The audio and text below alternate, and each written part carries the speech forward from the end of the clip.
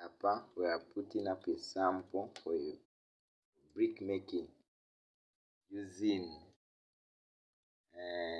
waste material, plastic. Here we have a pot and a brazier, and we have a mortar that side. This is just for small research that we are doing. So right now we are trying to do with the sand. We are doing this work with Mr. Bob, my cousin over here. We are trying to make the sand fine, as you can see, so that we remove the small pebbles, the small stones, so that it is at least the small sand that will be there. That is what we are trying to do right now.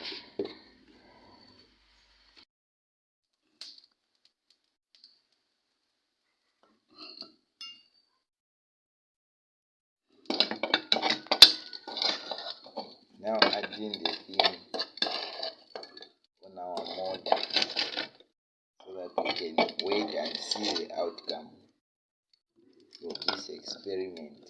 So this is the first sample that we have made.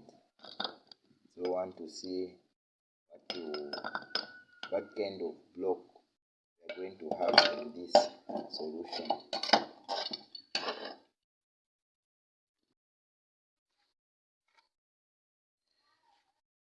Now to cool it, we need to place the solution in water. So right now, I'm going to get some water so that it cools. We're going to place the sample in this water so that we see the result, because right now the sample is still hot. So that's what we're going to do right now.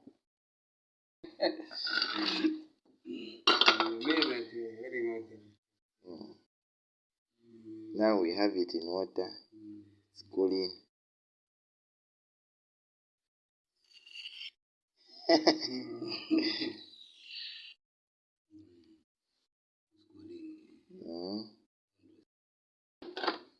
This is the first sample. As you can see, it's a very strong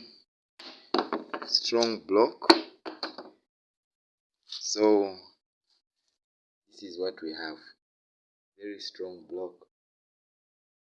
So this is our first taste of our building material. Very cheap and easy to use.